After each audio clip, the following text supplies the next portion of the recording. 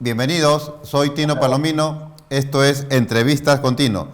El día de hoy tenemos la presencia de Luis Alberto Sánchez Cáceres, el director de la ONG Guaynacuna. Es una ONG de derechos humanos y también una ONG antiterrorista. Señores, respecto de la matanza ocurrida en el BRAE, específicamente en la provincia de Satipo, Biscatán, hay un medio de comunicación, La República, que señalaba prácticamente de manera categórica que eso era obra no de Sendero Luminoso, sino de otro tipo de organización, e incluso se basaban en la versión dada por un juez de paz.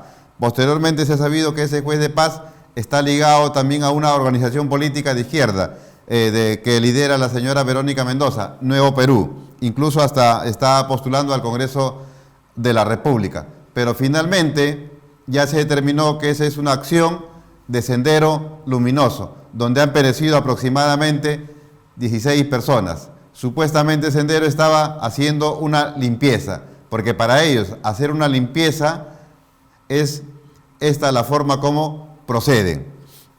Señores, el terrorismo prácticamente no está acabado, no está exterminado en nuestro país. El terrorismo todavía vive.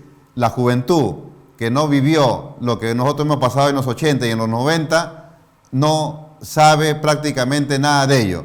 Y lamentablemente la educación de nuestro país ha caído en manos de sectores caviares, quienes prácticamente han tergiversado la historia y ellos no la conocen. Nosotros la conocemos, no solamente por los libros, sino porque nosotros la hemos vivido. Sobre este tema y otros vamos a conversar con Luis Alberto Sánchez Cáceres. Señor Luis Alberto Sánchez Cáceres, bienvenido al programa. Muy buenas tardes, muchas gracias por la invitación. Lo que ha ocurrido en el BRAE ya quedó definido que es obra de Sendero Luminoso. Bueno, ese es el militarizado Partido Comunista del Perú, ¿no? Es un grupo de descendencia marxista, leninista y maoísta, tienen una ideología política, no es como algunos han especificado o han querido especificar, ¿no? Que no tendría ninguna ideología política y solamente que es un grupo de narcotraficantes. No ha sido Pero así. ellos no hacen sus cosas por hacer. Esto que eso es acaban de dirigido por... realizar debe tener pues un objetivo político. ¿Cuál es el No, objetivo político? es que el atentado terrorista pues, que han cometido tiene varias lecturas. Primero que es un mensaje encriptado el que han realizado, ¿no? Los mensajes encriptados son aquellos donde aparentemente no solamente es el hecho que cuenta, sino el mensaje del hecho, el mensaje con el que te dan a través de ese hecho. La primera lectura es que eso es un mensaje que le dan a las poblaciones, no solamente a este pueblo de San Miguel del N, sino que le están dando un mensaje a todas las poblaciones alrededor. ¿Ya? Le están diciendo que aquel que colabore con la policía o con el ejército van a tener el mismo fin que esas 16 personas. Segundo, le están diciendo además que todo aquel que vote por Keiko Fujimori va a tener también ese mismo fin. Están condicionando el voto a favor de Pedro Castillo, porque si tú tienes en un volante, tú dices que no voten por tal candidato y solamente hay dos candidatos, pues no, pues estás condicionando a que voten votan por por el el otro. otro. Ya, y el tercer punto ahí, la tercera lectura, es que de esa forma ellos oficialmente están entrando en la campaña electoral, porque están haciendo campaña, pues obviamente, por Pedro Castillo. Eso es lo que están haciendo ¿Y por qué con se ese inclinan atentado. por el Entonces, señor Pedro Castillo? porque Castillo tiene, al igual que ellos, tres intereses en común. El primer interés que tiene es que quieren a la DEA fuera de la zona. El segundo es que quieren que la política de erradicación de la hoja de coca desaparezca. Y el tercero, que quieren la legalización de la hoja de coca. Hace poco que hemos visto unas horas un video que ha sacado un conocido diario que es Perú 21. Ahí usted bien claramente ahí ve que el señor Bermejo, pues, junto con los cocaleros del señor Castillo, y le prometen pues se va a legalizar la hoja de coca. Entonces ahí vimos esos tres intereses, pero además de todo eso, el atentado que ha habido, el atentado terrorista, es una respuesta también a lo que pasó en el debate presidencial del día domingo, donde el señor Rospidio sí les dijo pues le dio un mensaje a los terroristas del GAE que él los iba a exterminar. O sea, también es una respuesta también lo que ha hecho también lo que han hecho estos terroristas con este atentado. Entonces A ahí, las ahí Fuerzas Armadas le ha tomado 3 días llegar a esa zona. ¿Esa zona prácticamente la tienen ellos controlada? En la zona de Vizcachán del Ende, donde se esconde el terrorista este conocido como José, su centro de operaciones. Es ahí, es una zona muy escabrosa y es una zona de difícil acceso. O sea, pero Entonces, el Estado no ahí tiene presencia. el Estado no tiene presencia en un montón de pueblos del Perú. No es el primer pueblo donde hay una escasa presencia de parte de los gobiernos, ¿no? Ese es un problema, es un sitio muy alejado, es un sitio de difícil acceso, es un sitio con condiciones pobres también, y es un sitio donde muchas de las personas sobreviven gracias a la hoja de coca. O sea, Lamentablemente, prácticamente la lucha contra el terrorismo en esa zona está relegada. el problema pues es que en esa zona muchas de las poblaciones viven del tema de la hoja de coca, por lo tanto viven también del narcotráfico, ¿verdad? Porque el narcotráfico utiliza el tema de la hoja de coca para hacer elaborar pues la droga, ¿no? Y los Quispe Palomino, mejor dicho, Víctor Quispe Palomino, con el MPCP, digamos, controlan gran parte de los cultivos en el GAE. O sea, administra muchas cosas ahí. Entonces, el tema de la droga para ellos es parte de su subsistencia. Y ellos tienen redes de cocaleros también. Esas redes de Eh, cocaleros trabajan para ellos. el Sendero Entonces, Luminoso que está en el BRAE, ¿no? Al mando de los hermanos Quispe Palomino, eh, ¿tienen relación, se sujetan al señor Guzmán?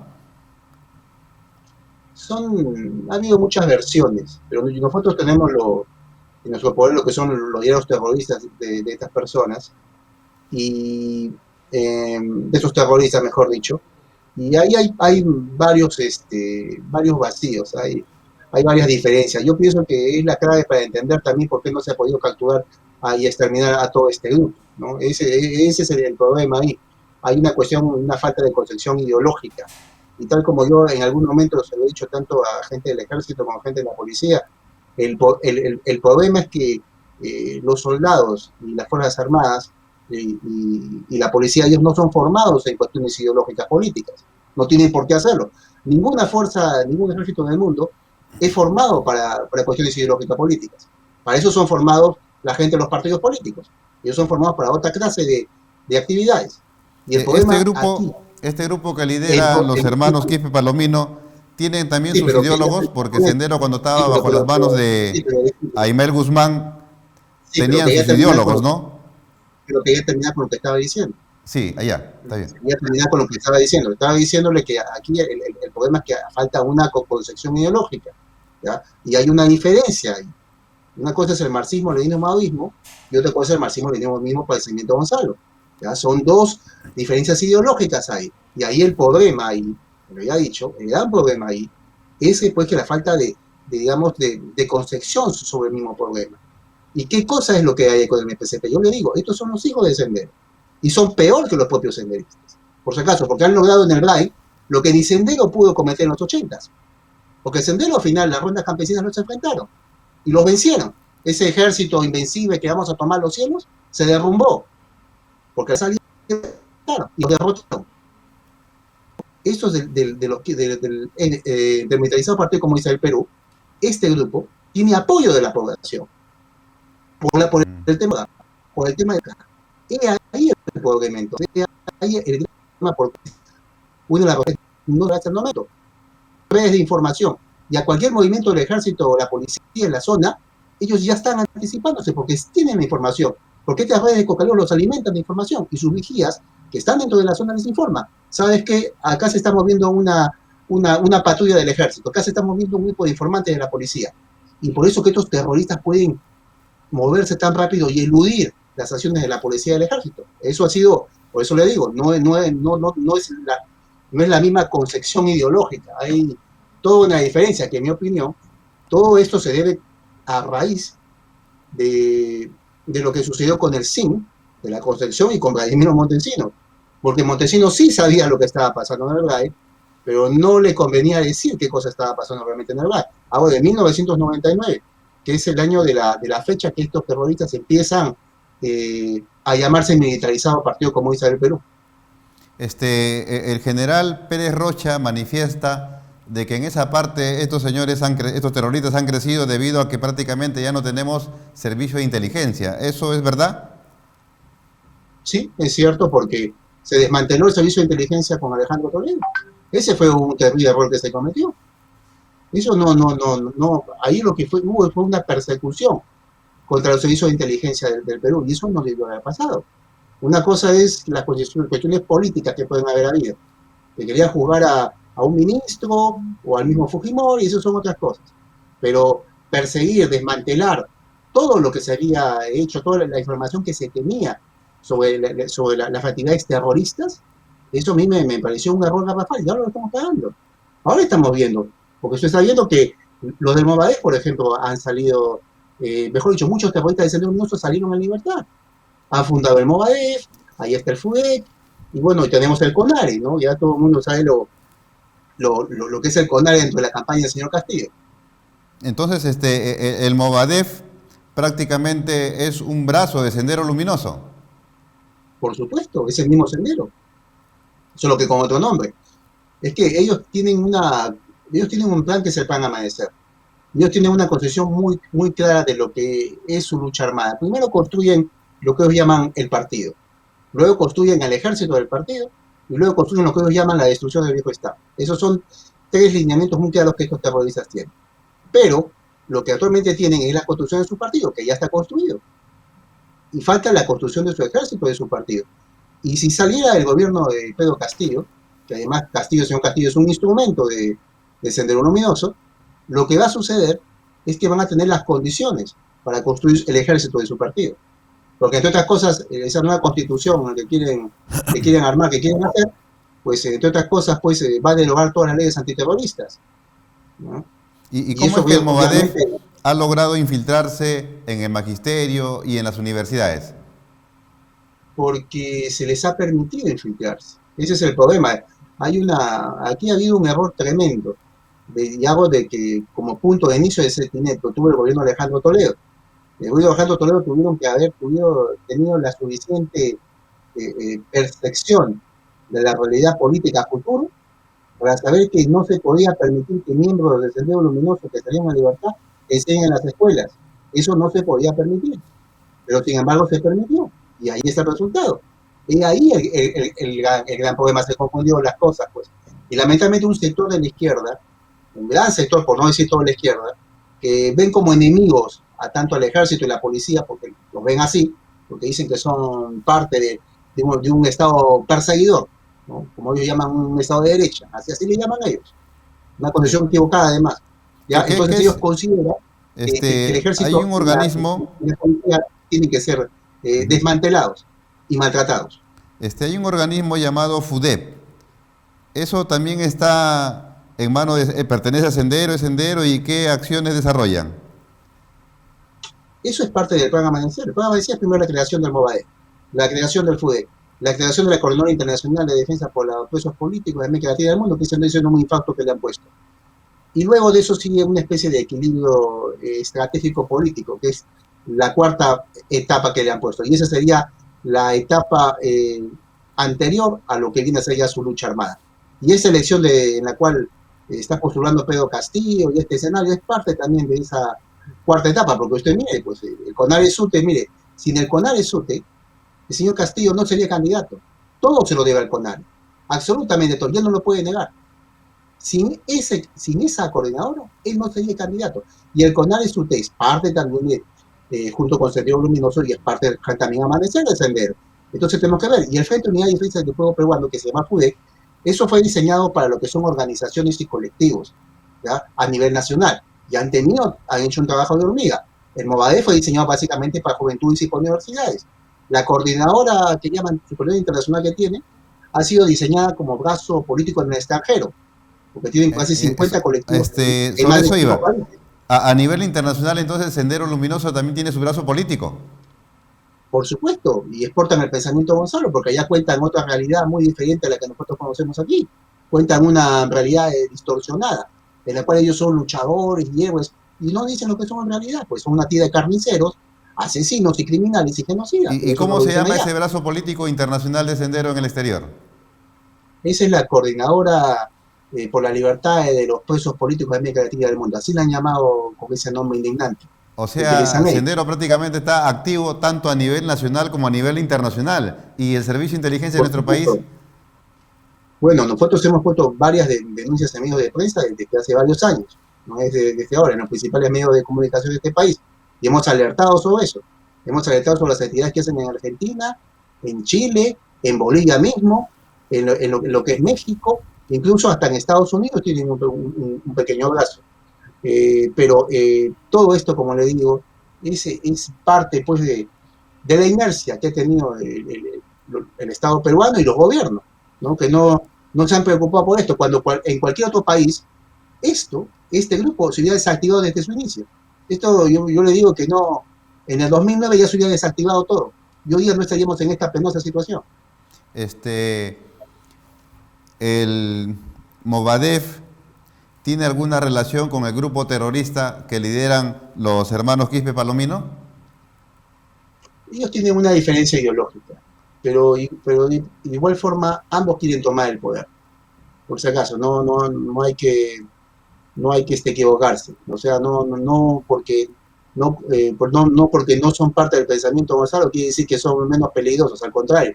Yo más tengo que decir que el militarizado Partido Comunista del Perú es tan sanguinario como Sendero, o tal vez hasta mucho más sanguinario que el propio Sendero en estos momentos, y es mucho más peligroso, porque ellos han logrado subsistir durante décadas en el URAE, y Sendero fue derrotado en el URAE.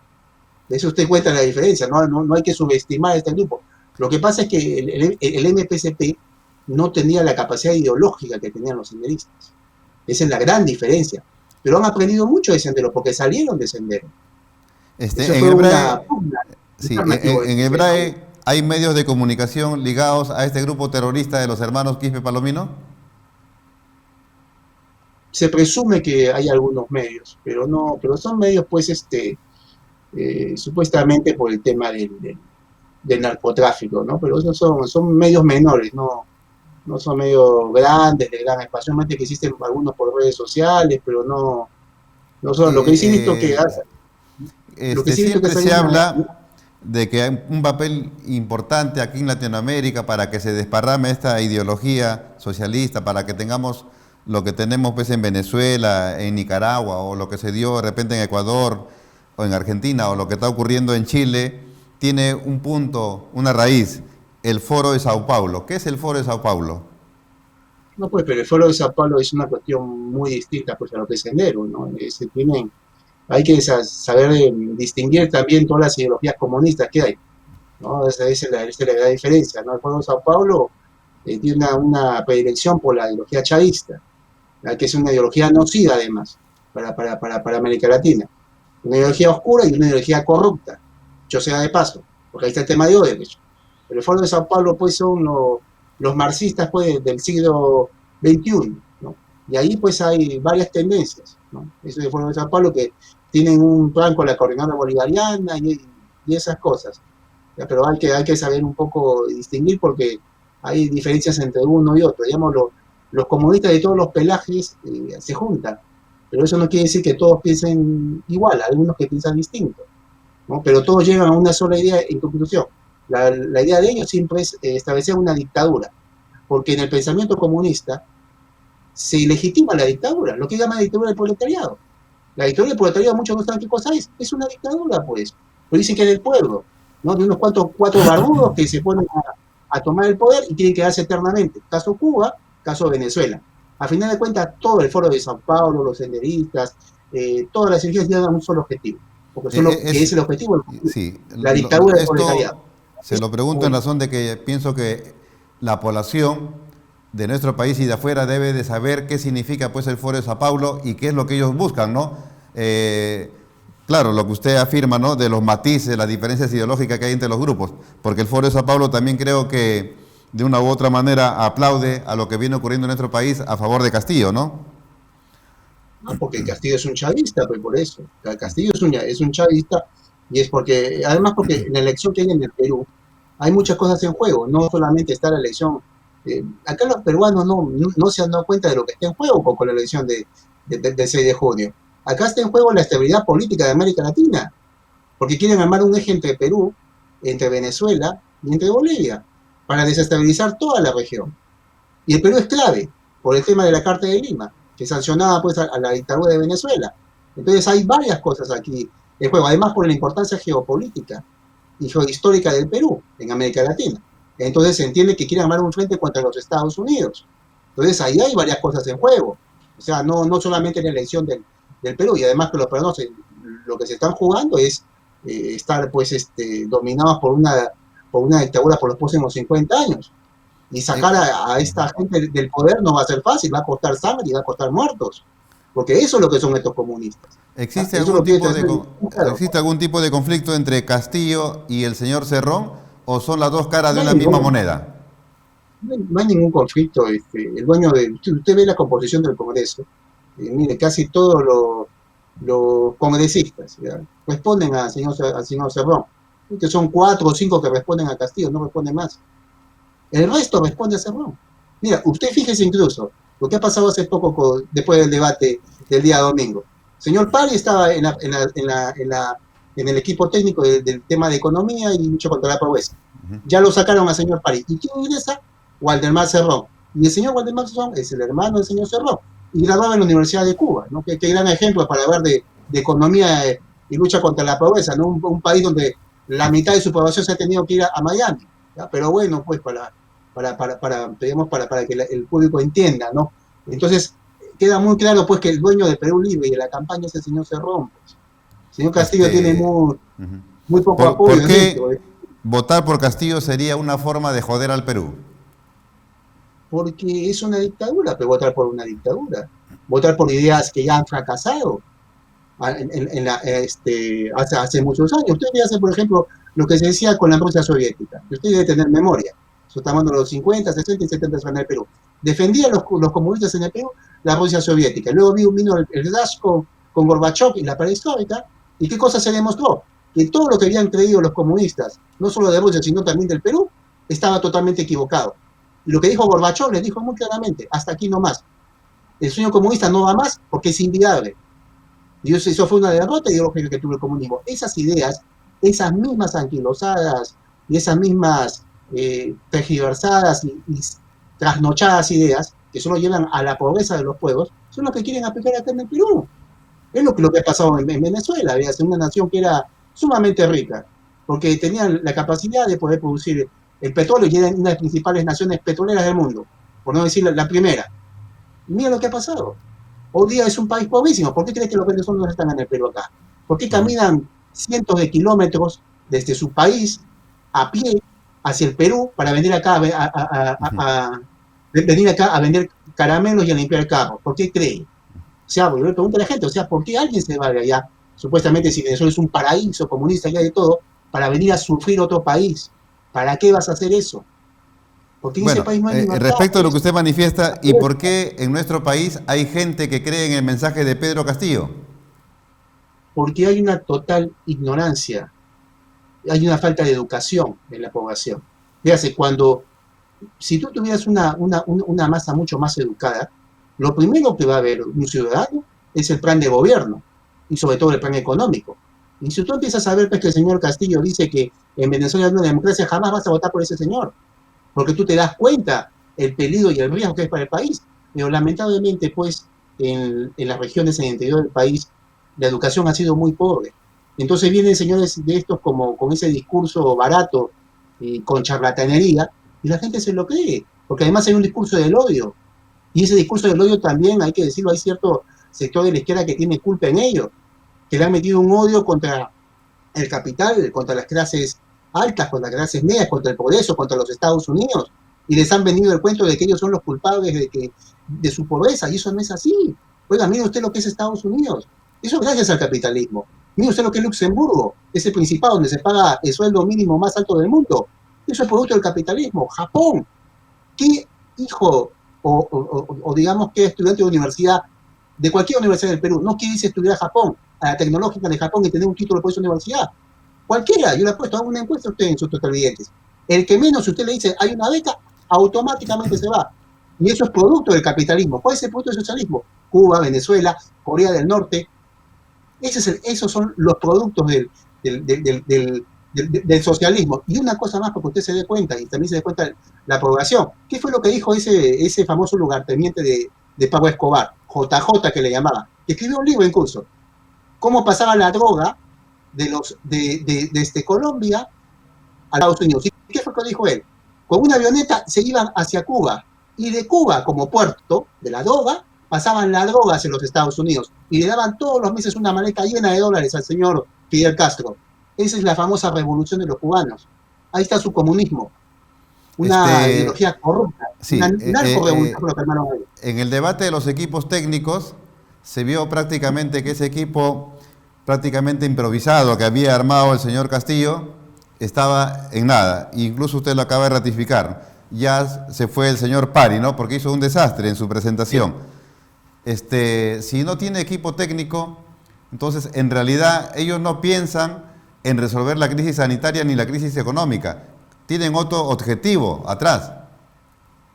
Por supuesto, y yo pienso que lo que se le hizo al señor Pari fue de muy mal gusto además, ¿no? Porque primero lo expones ante la opinión pública para que defienda tus ideas y luego, como cualquier cosa, lo sacas, lo desplazas de la peor de las formas. Yo pienso que eso no se hace cuando uno quiere hacer una buena política.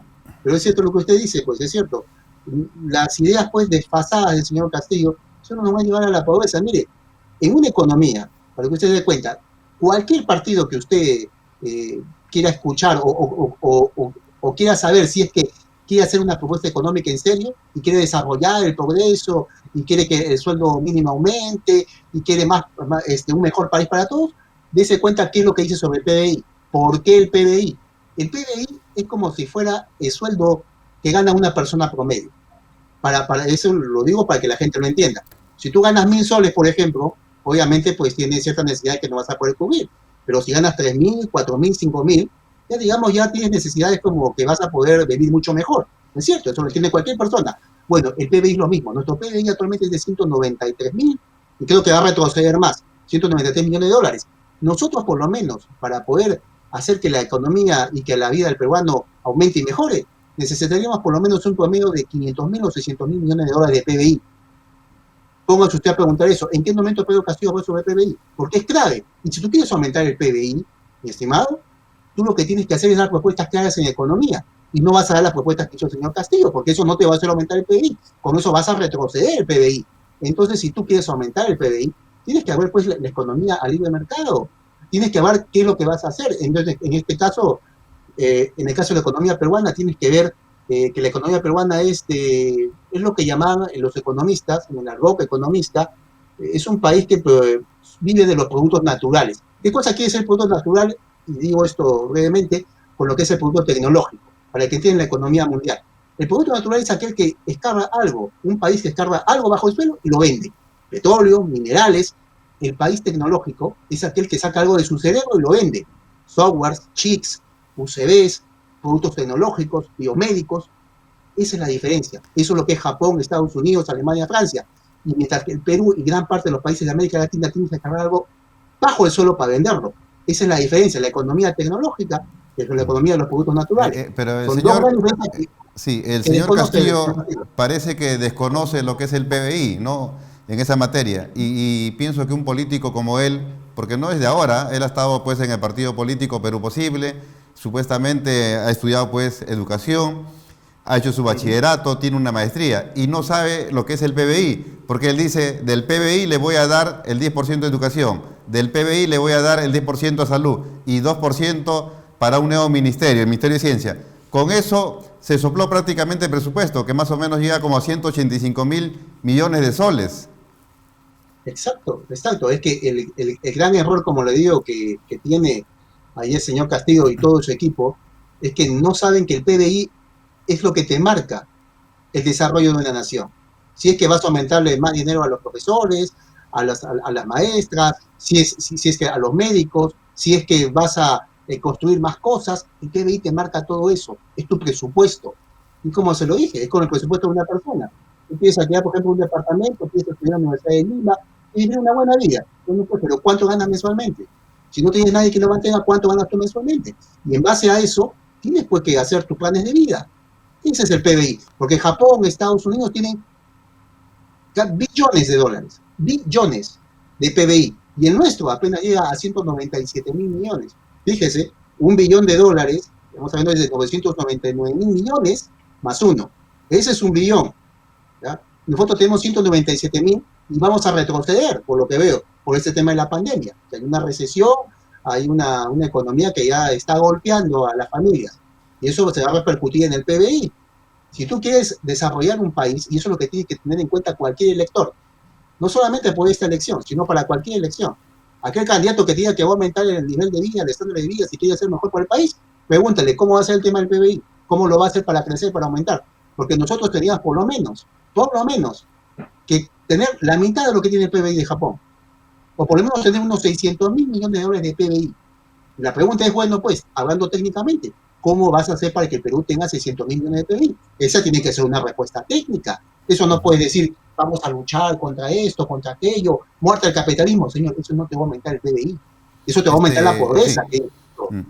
Ya para ir terminando la entrevista, ¿qué espera usted del debate que se va a llevar a cabo en la ciudad de Arequipa el día domingo y un mensaje al electorado de nuestro país?